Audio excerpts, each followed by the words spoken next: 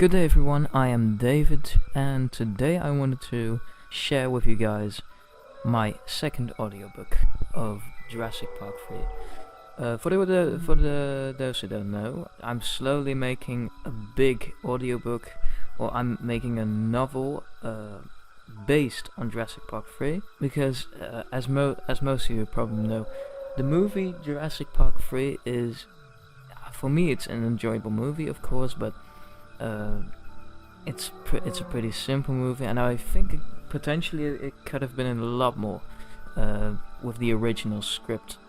And so I thought, what if Jurassic Park 3 was written like a novel, and as if Michael Crichton had written it.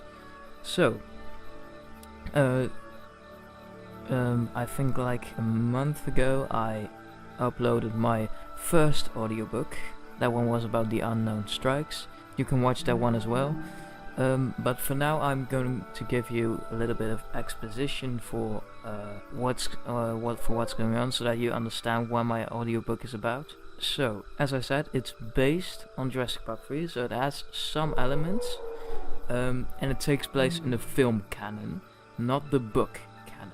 So, Isla Nublar is deserted, the San Diego incident in the Lost World had happened, and now 4 years later, in 2001, there is something on Isla Sorna killing all the dinosaurs there, and the Costa Rican government doesn't know why. So a group of researchers need to investigate.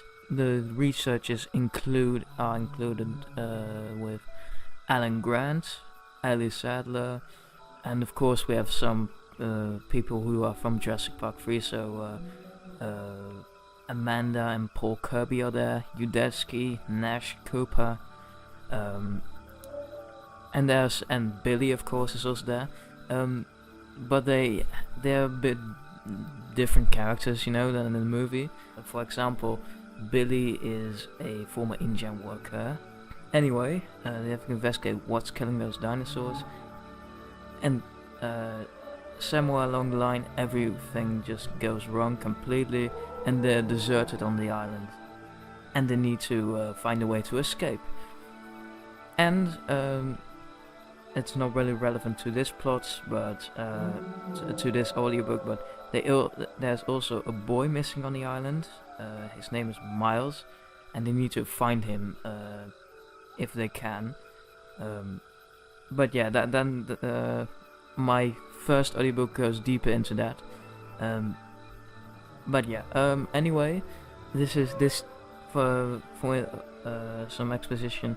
This takes place before my first audiobook, and what they're doing now is they are already deserted on the island, and they need to, and they're going to go to an outpost. It's called Outpost D, and there may be some information there, or some communication. So of course they have to pick the chance to go there. But to get to Outpost D, they need to get across a lake. Now, in the first instance, a lake doesn't seem like a problem, but this is a lake of Jurassic Park, so there has to be a problem there. And in this case, the problem is a giant prehistoric crocodile.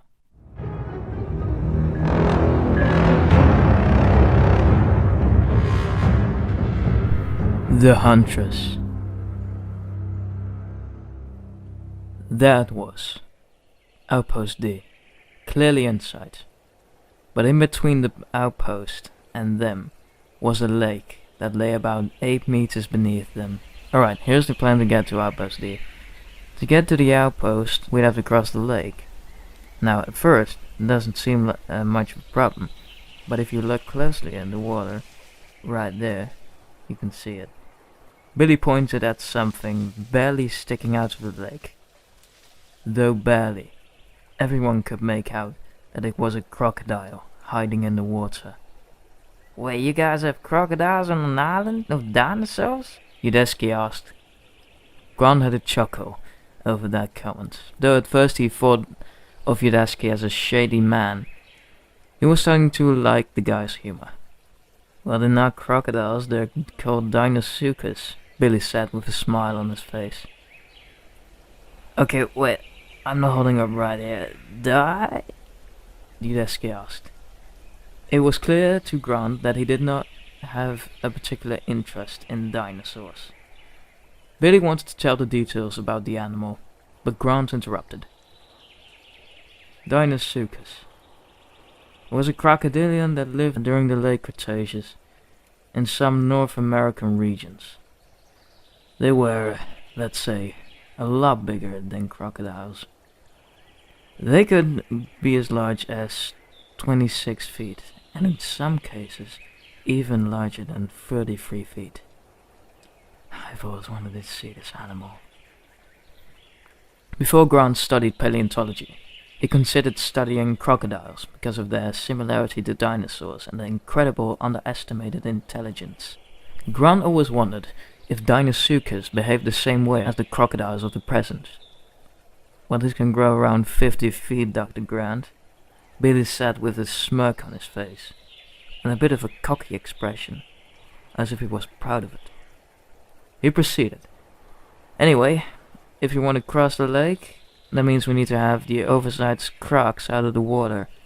But I wonder how we can do that. Does anyone have any suggestions? For a while, the crew was silent. But eventually Nash broke the silence. What if we just lure them out of the water and distract them while the others run away? Everyone looked surprised at Nash. They were all wondering how he could think of such a risky thing, except for Cooper and Yudaski. Isn't that way too risky? I mean, we're talking about giant crocs here, Paul said. Nash sighed, and then he said, Yeah, but it's a sacrifice to be made in the military. Yeah, he sure did it countless times, Yudaski added.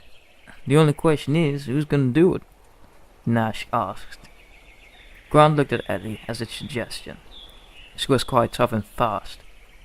Ellie looked at Grant with surprise, and she nodded no, like an angry mother. There was some looking around in the crew, and eventually Cooper took the task upon him. Are you sure you want to? It's more dangerous than you think, Grant told Cooper. Cooper tried to respond. Well, I just got down there, scream some shit at the beast, and then run up there again, right? Grant was annoyed by Cooper's underestimation of the Deinosuchus. Well, if you're going to think it's that easy, you're mistaken, Cooper. Crocodiles are very intelligent. They have hunting and communication techniques. And have you ever seen an alligator run before? If you did, you'd know that they're quicker than you'd think. Now, if I were you, risking your life, I would be very cautious of what the animal does, and if it approaches you, run and try to zigzag as much as you can. Especially since this crocodile is a giant, Grant said. Everyone stared at Grant, as if he would just roasted the life out of Cooper. Okay, sorry, Dr. Grant, my apologies for my stupidity, Cooper said. Grant was surprised that Cooper would apologize, but he accepted it. Anyway, I'll go down there, carefully, and then distract it, carefully, and then I'll get up here again ASAP. Is that an acceptable plan? Cooper asked. Some raised their hands, some nodded yes, and some said yes. But they were all indicating that they agreed. Alright, looks like we have a plan. Let's go, everyone, Billy said. Before they all went to their position, Yudaski gave Cooper a handheld transceiver so that they could communicate with Cooper at a long distance. Grant's guts did not like the situation at hand, that he was about to step in a lake with Deinosuchuses in it. But this was no choice. He had to do it. Cooper took one last look at the massive crocodile sticking the top of its head out of the water. Grant could tell that Cooper was a little scared. He was exhaling and sweating. But Cooper was one of the military. He did risky things before. "Good luck, Cooper," Yudeski told. And Cooper said the same to the crew. And just like that, Cooper moved downwards to the Deinosuchus. Grant looked down and saw Cooper walking slowly and carefully towards the danger. The Deinosuchus moved very slightly. It looked like it was locking its eyes on Cooper. Then Cooper stopped, and he pressed the button on the handheld transceiver. "Alright guys, I think I got its attention," Cooper told them over the HT, and so the group ran down. The way from the ground to the lake was steep. Grant was struggling to not fall. When he jumped to the ground, he tripped and almost fell flat-faced to the ground. But his hands prevented that from happening. The crew silently ran to the water as they saw Cooper from the right trying to distract the Deinosuchus. Now the horrific part came for Grant. He had to get into the water. Amanda and Paul Kirby went first. They were great swimmers. Then Nash and Yudeski went in, and Billy followed. Grant now stepped in together with Ellie and Sam. The water was surprisingly neutral when it came to temperature. It was not Grant's worst nightmare. Before they could not stand anymore, Grant looked to his right, hoping to see the Deinosuchus out of the water, but it was still not moving. Then Cooper sent something over the handheld transceiver.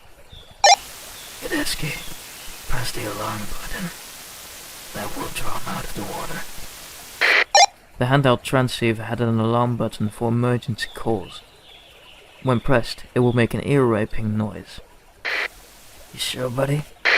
Yudeski asked. He was quite worried for Cooper's life. "Do it," Cooper aggressively whispered into the HT. Yudeski took a stressful breath, and then he pressed it. From the other end, where Cooper was standing in a position to take off, the sound screeched through everyone's ears. That alarm was enough to get the Deinosuchus moving. It snapped to Cooper in a split second. But that was not all. Cooper ran zigzagging just as Aaron told him. Only then, Grant saw the Deinosuchus reveal itself out of the water, and it sped up to him. Seeing the Deinosuchus' entire body jump up and run so quickly sent shivers down Grant's spine. Of the crocodilians, it was extremely large. From Grant's perspective, it could even fit an entire human in its jaws. The Cooper screamed into the HT while he was trying to get up the hill that he came from. Yudeski signaled everyone to take their chance and swim across the lake. Everyone jumped into the deeper water and took off. The water was warm on the surface, but the deeper it got, the colder it was. Ellie made a little scream of shock from the coldness. Woo! Grant felt some nasty plants at the bottom. Every time he thought that it was a Deinosuchus sneaking up from below, he got little shocks from it that made him swim faster. "Oh god, this is different from Montana," Ellie whispered. Grant and Sadler were used to hot temperatures from the deserts rich in fossils, not to cold waters. As they were half across the lake, they heard a scream from behind. Everyone turned around and saw Cooper up the hill, but the Deinosuchus was vertically leaning against the hill. Its head was barely holding Cooper's arm in his 4 teeth, trying to pull him down. Cooper tried to resist, but what were the chances against a massive crocodile? Grant thought that Cooper would certainly die. Unless the Deinosuchus was territorial, he could have a small chance to survive. Cooper screamed one more time, and then they heard a shredding noise. Grant could not see the commotion. Eventually, however, he saw that a part of Cooper's flesh had been torn off at his arm. Cooper grinned on his teeth and pressed his hand against the wound to suppress the pain. He was in so much pain that he could not even make a sound. All the while, the Deinosuchus was still intimidatingly standing up the hillway. It made itself as big as possible and it snapped. But not directly to kill Cooper. It was a snap of dominance. Seeing a crocodile so large basically standing made Grant realize how large and frightening the actual beast was. Then it looked like the body of the beast was cramping, but it was not. It was territorially bellowing to Cooper. The bellow sound, far deeper and more striking than a gator's bellow. The Deinosuchus breathed in and bellowed again.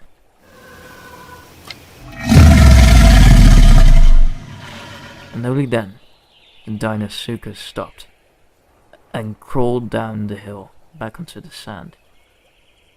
Grant thought for a moment that the Deinosuchus would go back into the water, but it remained on the sand, and it was constantly moving around and growling to threaten Cooper. "Cooper, you alright?" Yudeski asked over the HT. Grant could tell that Yudeski was worried. No one of the crew was expecting an answer from the other side, and yet after some time they heard the sound of the H key go off. "Not quite. I pulled off my flesh. I pulled off some of my flesh. But if I just cover the wound, I should be fine. Go you guys. Just swim to the other side. I'm fine," Cooper said, while making much grunting noises. Yudeski had to process those words for a few seconds, but eventually told everyone to swim to the other side. The group continued swimming, but now everyone was pale of fear. As Grant swam to the middle of the lake, the fear of another Deinosuchus being in the water rose. Yet reality was much worse than that. Grant saw the water pattern wrinkle every now and then, and he heard the familiar sounds coming from the distance.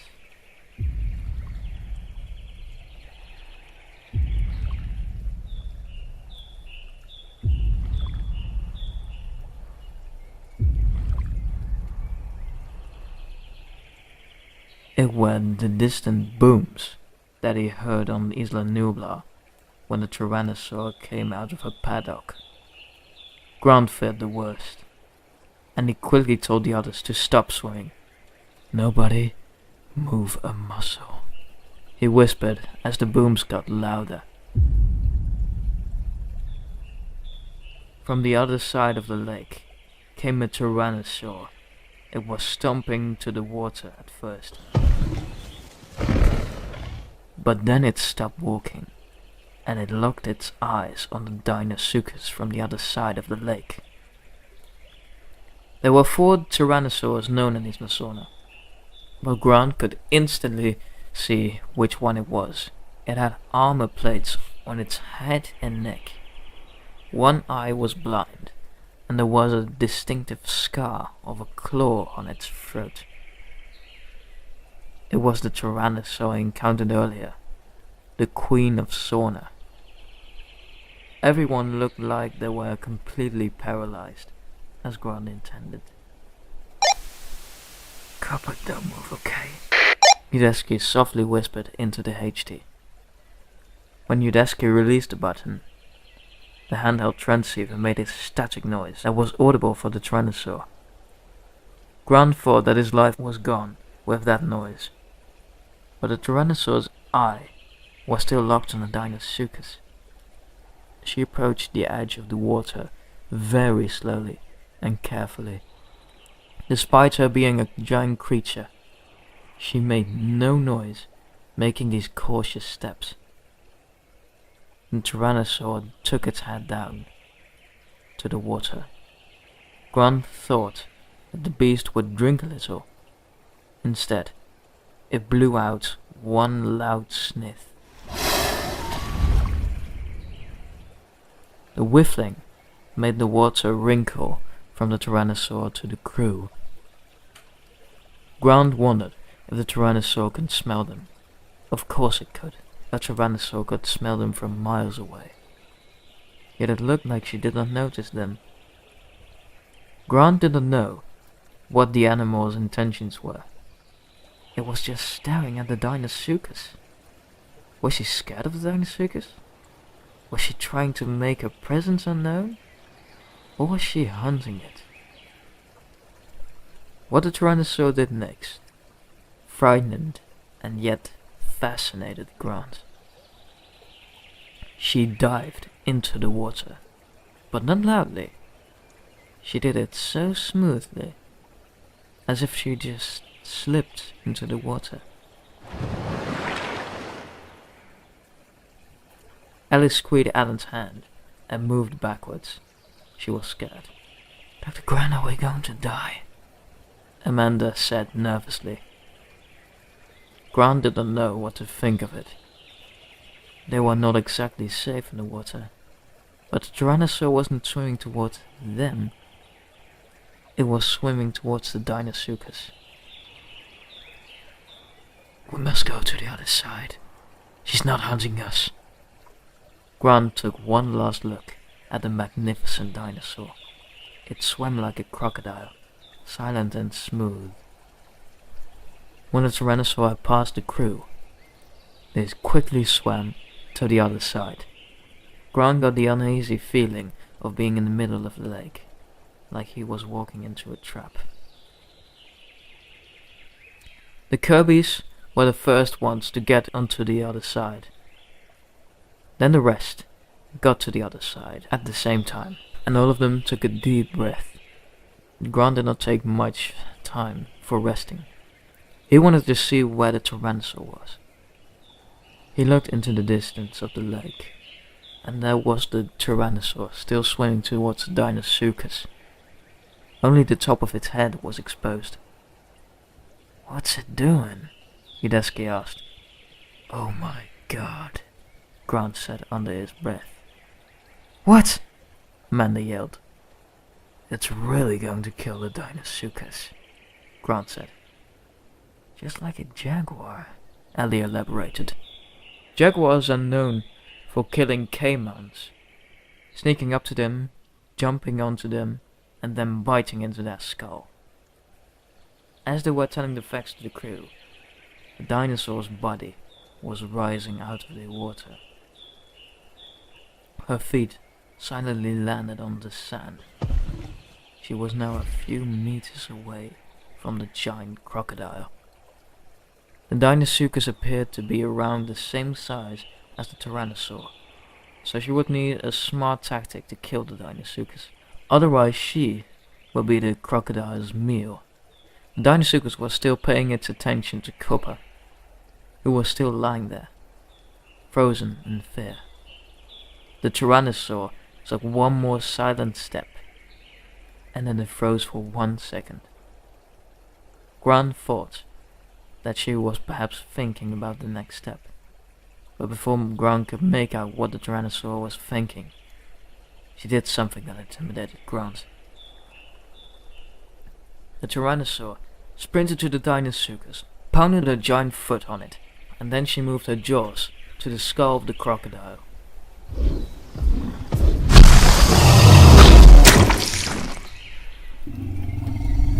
The Deinosuchus tried to turn around and bite the Tyrannosaur, but when it did, the Tyrannosaur pinched down her teeth through the thick skin and the skull, reaching its brain.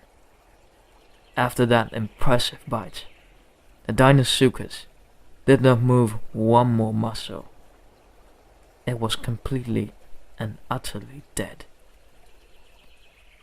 "What in actual hell? Cooper, you seen this?" Yudeski spoke into the HD. "Be quiet. Its eyes are looking at me, Cooper whispered. Grant was completely stunned by the kill. It was so professional, yet so silent. Now Grant understood why the Tyrannosaur was called the Queen of Sauna. Indeed like a jaguar, Grant whispered to Ellie's ear. Damn, that was impressive, Nash softly said. The Tyrannosaur made a vibrating growl and lifted up the crocodilian corpse.